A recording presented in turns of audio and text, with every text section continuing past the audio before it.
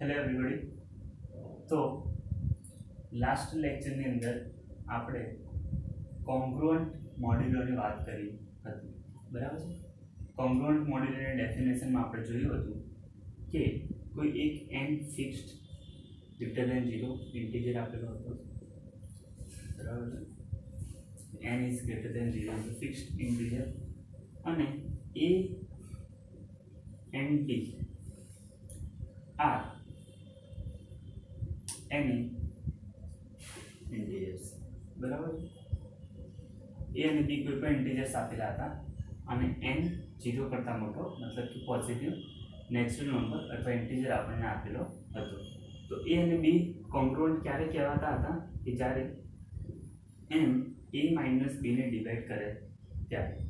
તો આપણે a અને b કોંગ્રુઅન્ટ આ રીતે લખતા હતા કે a is congruent to b mod n. આનો મતલબ એમ થાય છે કે a - b ને આપણે n વડે ડિવાઈડ કરી શકીએ છીએ. ઓકે, કોઈ પણ બે એલિમેન્ટ એકબીજાના કોંગ્રુઅન્ટ ક્યારે કહેવાય કે જ્યારે n a - b ને ડિવાઈડ કરે ત્યારે.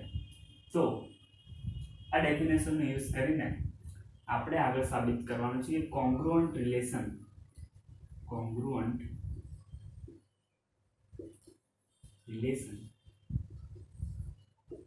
is equivalence relation, બરાબર. equivalence relation આ વસ્તુ આપણે સાબિત કરવાનું છે. આ equivalence relation કોને કહેવાય એ પહેલા આપણે જોઈ લઈએ, બરાબર છે. તો જો આપણે પહેલા રિલેશનને ડિફાઇન કરીએ કે રિલેશન કઈ રીતે લખવું છે. a રિલેટેડ ટુ b, બરાબર છે. a રિલેટેડ ટુ b મતલબ કે a સાથે કોઈ પ્રકારનું રિલેશન આપણને કહેવામાં આવેલું છે.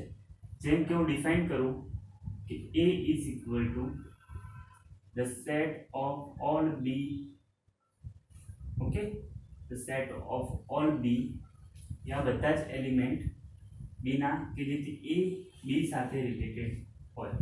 ઓકે, તો આને a નો ક્લાસ કહેવામાં આવશે, ક્લાસ ઓફ a. શું કહેવામાં આવશે? Class of a. Class of a માં એવા એલિમેન્ટ આવશે જે b અથવા a સાથે રિલેટેડ હોય એવા. અહીંયા આપણે સપોઝ કે આપણે રિલેશન ડિફાઇન કરીએ છીએ કે a is equal to b mode n, બરાબર છે. તો કેવા એલિમેન્ટની વાત કરવામાં આવી છે? એ બધા જ એલિમેન્ટની વાત કરવામાં આવી છે જે a સાથે કોંગ્રુઅન્ટ હોય, બરાબર છે. ક્લાસ ઓફ a ની અંદર હવે કેવા એલિમેન્ટની વાત કરવામાં આવી છે કે a સાથે રિલેટેડ હોય અથવા કોંગ્રુઅન્ટ હોય એવા દરેક એલિમેન્ટની અહીંયા આગળ વાત કરવામાં આવેલી છે. તો આ રિલેશનનો યુઝ કરીને કયા રિલેશનનો યુઝ કર્યો છે? કોંગ્રુઅન્ટ રિલેશનનો યુઝ કરીને આપણે ક્લાસ ઓફ a લખીએ છીએ, બરાબર છે. કોંગ્રુઅન્ટ રિલેશનનો યુઝ કરીને આપણે ક્લાસ ઓફ a લખીએ છીએ. હવે સાબિત કરવું છે કે આ પ્રકારનું જે ક્લાસ હોય છે અથવા આ પ્રકારનું જે રિલેશન છે કોંગ્રુઅન્ટ રિલેશન એ ઇક્વિવેલન્સ રિલેશન બને છે. તો જો theorem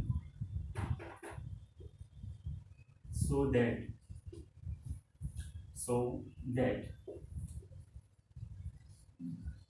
congruent modulo n is a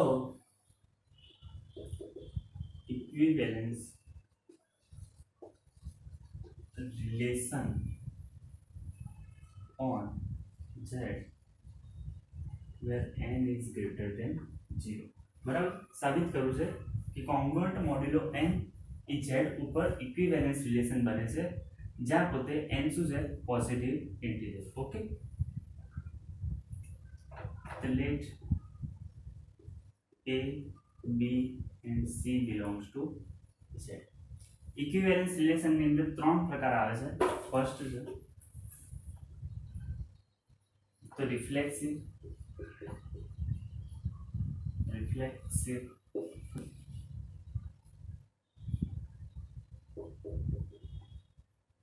second symmetric અને થર્ડ છે રિફ્લેક્સિવ, સિમેટ્રિક અને ટ્રાન્ઝિટિવ. ઓકે,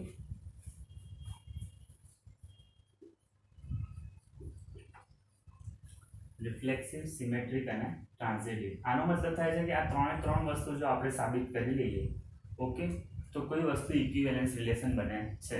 હવે રિફ્લેક્સિવનો મતલબ શું થાય છે, તો કે કોઈ પણ એલિમેન્ટ એ પોતાના સાથે રિલેશનમાં હોવો જોઈએ. એ ઇઝ રિલેટેડ ટુ એ, બરાબર છે. તો આને રિફ્લેક્સિવ રિલેશન આપણે કહીશું.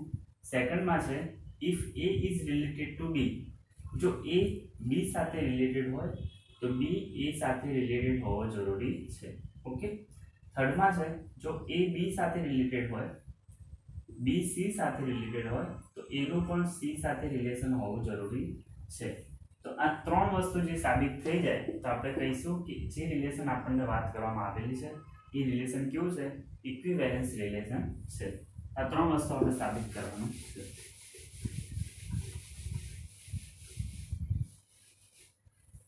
તો જો ફર્સ્ટમાં we will show that a congruent relation is reflexive.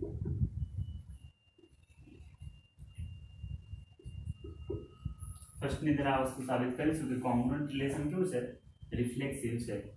Since a minus a is equal to 0, બરાબર છે. a minus a કેવું થશે, 0 થશે. માટે લખી શકાય કે n divides a minus a. 0 ને બધા એલિમેન્ટ ડિવાઈડ કરે છે, બરાબર છે. તો n શું કરતું હશે, a minus a ને ડિવાઈડ કરતું હશે. તો આપણે ડેફિનેશન પ્રમાણે લખી શકીએ કે a is congruent to a mod n, બરાબર છે. આપણે a is congruent to b mod n આવું ક્યારે લખતા હતા કે જ્યારે n divide a minus b આવું કરતા હતા ત્યારે લખતા હતા કે a is congruent to b mod n. તો અહીંયા આગળ શું છે, a is congruent to a mod n. કઈ રીતે લખ્યું, કારણ કે n a minus a ને ડિવાઈડ કરે છે એટલા માટે. તો a પોતાના સાથે કોંગ્રુઅન્ટ છે, બરાબર છે. માટે લખી શકાશે કે a is related to, માટે this is reflexive, બરાબર છે. આ કેવું થઈ જશે, રિફ્લેક્સિવ થઈ જશે. સેકન્ડમાં આપણે સાબિત કરવું છે કે we will show that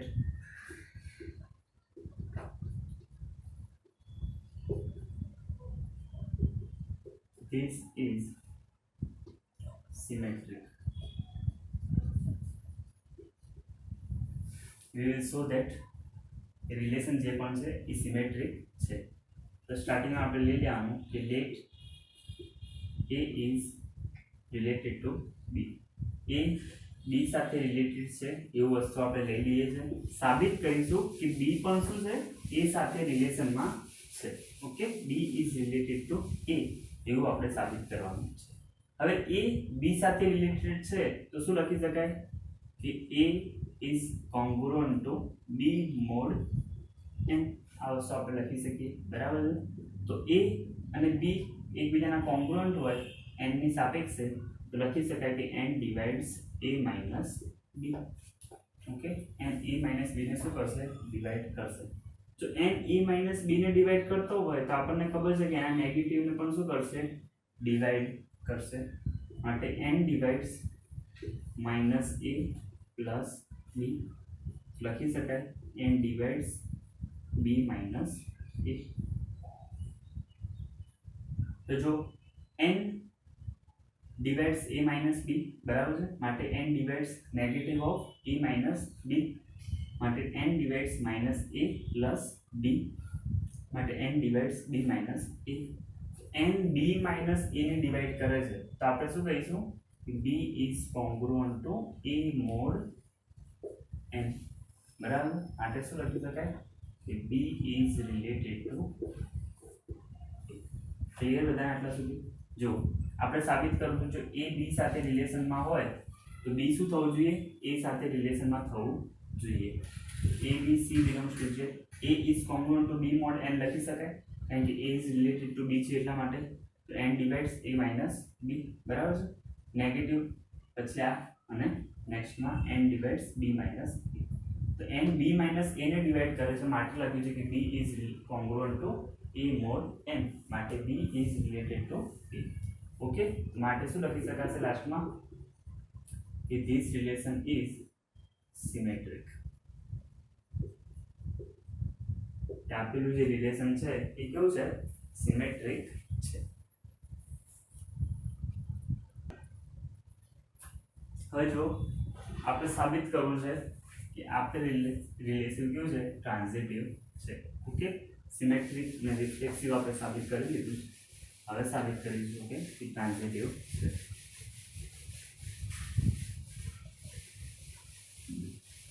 જો ટ્રાન્ઝિટિવ સાબિત કરવા માટે શું કરવાનું છે? we will show that given relation is transitive.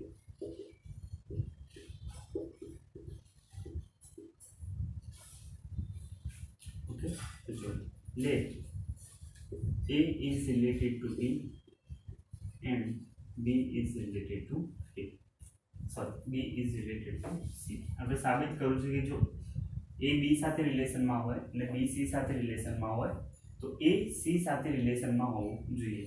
તો A C સાથે રિલેશન ક્યારે હશે? જ્યારે A is equal to C mod n આવું આપણે લખી શકીએ ત્યારે. આવું ક્યારે લખી શકીએ? જ્યારે n A minus C ને ડિવાઈડ કરતો હોય ત્યારે. તો આ વસ્તુ થશે તો આપણે કહીશું કે A અને C એકબીજા સાથે રિલેશનમાં છે.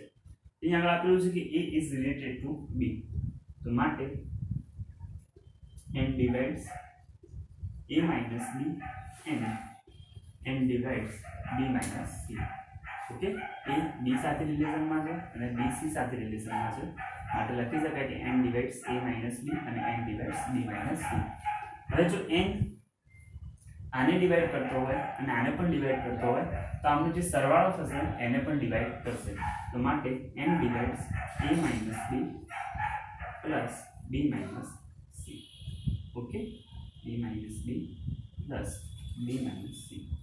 માટે n divides a plus b અને માઇનસ b શું થઈ જશે? કેન્સલ થઈ જશે. તો વધશે n divides a minus c. તો n a minus c ને ડિવાઈડ કરે છે માટે આપણે એવું લખી શકીએ કે a is congruent to c mod n. બરાબર છે? a is congruent to c mod n. તો માટે a is related to c. Okay, જો a b સાથે રિલેશનમાં હતું અને b શું હતું? c સાથે રિલેશનમાં હતું. એટલે કે આ એકબીજા સાથે કોંગ્રુઅન્ટ છે અને b અને c પણ શું છે?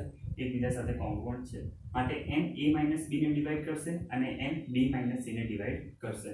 જો n આને ડિવાઈડ કરતો હોય અને આને ડિવાઈડ કરતો હોય તો આ બંનેનો જે સમ થશે એને પણ ડિવાઈડ કરશે. તો n divides a minus b plus b minus c.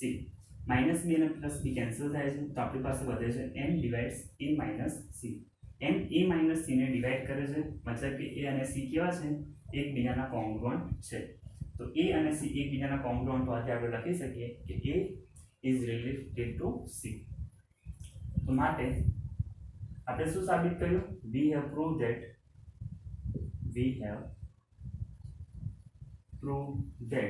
if a is related to b, b is related to c, then a is related to c. માટે આ જે રિલેશન છે is transitive.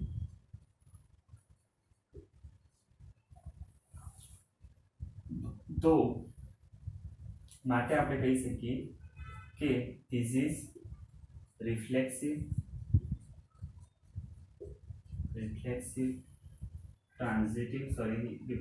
symmetric and transitive.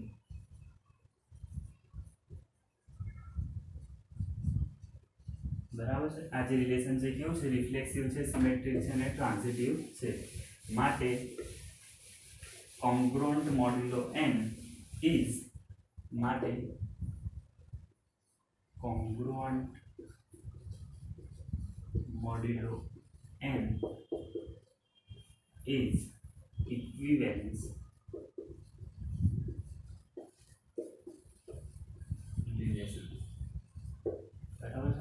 Relation क्यों है equivalence relation है। तो आ थई साबिती कि कोंग्रुएंट मॉड्यूलो n क्यों रिलेशन है इक्विवेलेंस रिलेशन है।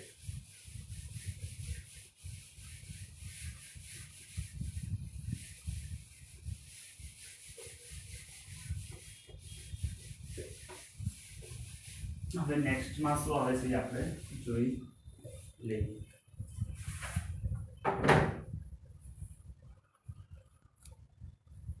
હવે જો જે નેક્સ્ટ ટોપિક આપણો છે એ કોંગ્રુઅન્સ ઇક્વિવેલેન્સ ક્લાસનો છે, બરાબર છે। આપણે જોઈ ગયા કે વી હેવ સીન ધેટ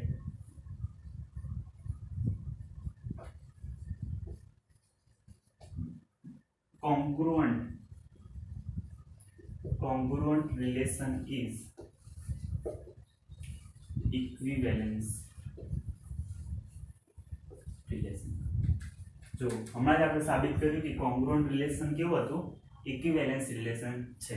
હવે કોઈ પણ સેટ આપણે z માં જોયું કે z ની અંદર આ જે રિલેશન હતું બરાબર છે congruent વાળો એ કેવું રિલેશન છે equivalence relation છે। હવે જ્યારે equivalence relation ની વાત આવે કે કોઈ પણ વસ્તુ અથવા કોઈ પણ રિલેશન ઇક્વિવેલેન્સ રિલેશન કોઈ સેટ ઉપર બનાવી દે તો એ આપણે સેટના ભાગ પાડે છે। ઓકે, સેટના ભાગ પાડે છે, પોતપોતાના ક્લાસ બનાવીને બેસી જાય છે, એલિમેન્ટ્સ પોતપોતાના ક્લાસ બનાવીને બેસી જાય છે। તો ચેક કરીએ કે એવું શા માટે થાય છે અને કઈ રીતનું હોય છે। તો જ્યારે બી ઇક્વિવેલેન્સ રિલેશન બને છે ત્યારે આપણી પાસે ઇક્વિવેલેન્સ ક્લાસ મળે છે, બરાબર છે। ઇક્વિવેલેન્સ ક્લાસ, ઓકે। ઇક્વિવેલેન્સ રિલેશન આપણને જેવું મળે તો આપણને શું મળી જાય છે ઇક્વિવેલેન્સ ક્લાસ મળે છે। તો ઇક્વિવેલેન્સ ક્લાસની ડેફિનેશન લખવાની છે કંઈક આ રીતે થાય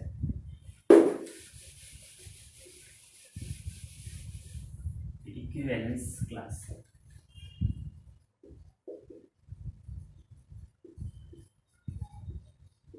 એટલે કોઈ પણ સેટ તમને આપેલો છે, ઓકે, સેટ લખી દઉં છું કે late G be a non-empty set, બરાબર છે, and this is equivalence relation on G। આપણે સાબિત કરી નાખ્યું કે આ શું છે ઇક્વિવેલેન્સ રિલેશન છે G ની ઉપર, બરાબર છે। તો for any A belongs to G આપણે સેટના કોઈ પણ એલિમેન્ટ A નો ક્લાસ કરવો હોય તો ક્લાસ ઓફ A ઇક્વિવેલેન્સ ક્લાસ કહેવાય છે। એવા એલિમેન્ટ્સ આ સેટની અંદર આવશે જે A સાથે રિલેશનની અંદર હોય, બરાબર છે। તો ક્લાસ ઓફ A કંઈક આ રીતે ડિફાઇન થાય છે કે class of A is equal to set of all those elements. કેવા એલિમેન્ટ્સ હશે કે જે A સાથે રિલેશનની અંદર હોય, A સાથે જેટલા પણ રિલેશનની અંદર હોય એવા બધા એલિમેન્ટ ક્લાસ ઓફ A ની અંદર આવશે। આ થઈ એની જનરલ ડેફિનેશન।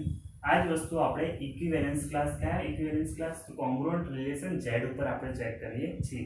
તો ચલો કોંગ્રુઅન્ટ રિલેશન Z ઉપર જ્યારે લખીએ તો કઈ રીતે થાય છે જોઈ લઈએ। જો સપોઝ કે let A is equal to 0, okay, where A belongs to Z, બરાબર છે। 0 નો આપણે ક્લાસ લખવો છે, કોંગ્રુઅન્ટ માટે n is equal to લઈ લઉં છું 5, okay, n is equal to ને શું લીધા છે 5। તો ક્લાસ ઓફ A લખું છું, તો ક્લાસ ઓફ A તો Z ની અંદર આવેલા આ બધા જ એલિમેન્ટ જે શું થતા હશે ક્લાસ ઓફ 0 લખવાનું છે। A is equal to શું છે 0 છે, ક્લાસ ઓફ 0 લખીએ છે। એવા જ એલિમેન્ટ જે બધા શું હોવા જોઈએ B સાથે કોંગ્રુઅન્ટ થવા જોઈએ, કોની સાપેક્ષે 5 ની સાપેક્ષે। તો મતલબ કે શું થશે કે B belongs to Z, okay, such that 5 divides 0 minus B, okay, 5 divides 0 minus B। આપણને ખબર છે કે A અને B અને 0 આ બંને એકબીજાના કોંગ્રુઅન્ટ ક્યારે થશે કે જ્યારે આમની બાદબાકી 5 જોડે ડિવાઈડ થતી હશે ત્યારે, मतलब कि 5 શું કરતા હશે 0 માઈનસ b ને ડિવાઈડ કરતા હશે। તો b divides b belongs to z such that 5 divides minus b। તો z ની અંદર એવા કયા એલિમેન્ટ છે જેને 5 ડિવાઈડ કરતો હોય બી 5 ડિવાઇડ્સ માઇનસ બી, તો આ સેટમાં આવેલા આ બધા જ એલિમેન્ટ જે 5 વડે ડિવિઝિબલ હોય એ બધા જ ક્યાં જતા રહેશે? ક્લાસ ઓફ 0 અથવા ક્લાસ ઓફ એ માં જતા રહેશે. તો જો 0 5 વડે ડિવાઈડ થાય છે, ઓકે, -5 પણ 5 વડે ડિવાઈડ થાય છે અને +5 પણ શું થાય છે? 5 વડે ડિવાઈડ થાય છે. 1 થાય છે 5 વડે ડિવાઈડ? ના, એકને આપણે 5 વડે ભાગી શકીએ નહીં, બેને આપણે 5 વડે ભાગી શકીએ નહીં. એ જ રીતે +or -10 +or -15 +or -16 sorry +or -20. તો આ જે છે એ 0 નો ક્લાસ કહેવાશે. બરાબર છે? આ શું કહેવાશે? 0 નો ક્લાસ કહેવામાં આવશે.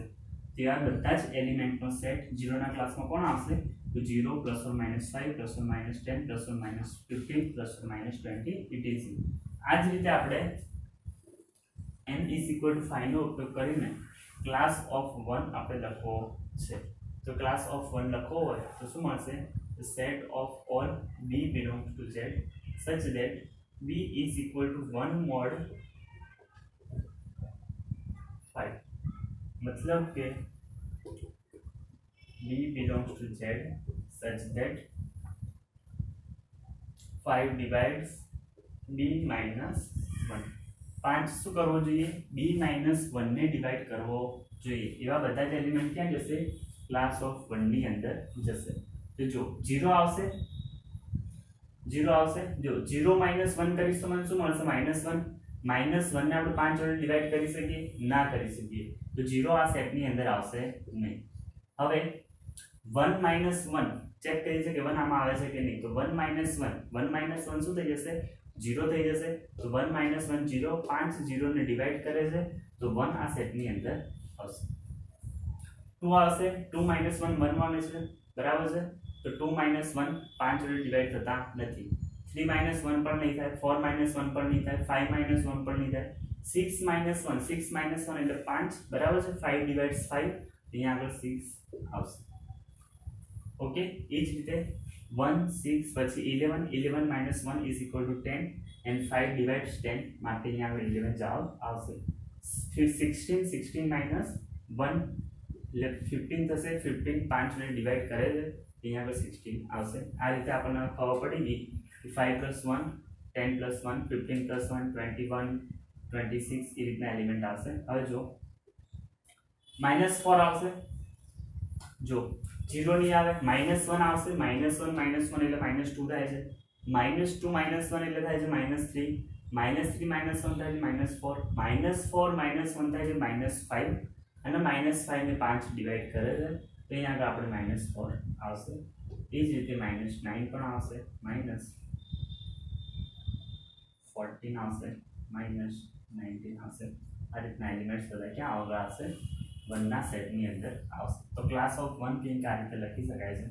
આ જ રીતે ક્લાસ ઓફ 2 લખવો છે મારે તો 2 7 12 17 આ સાઈડ -3 -8 -13 ઓકે -18 આ રીતે લખી શકાય. આ 0 નો ક્લાસ છે, આ 1 નો ક્લાસ છે, આ 2 નો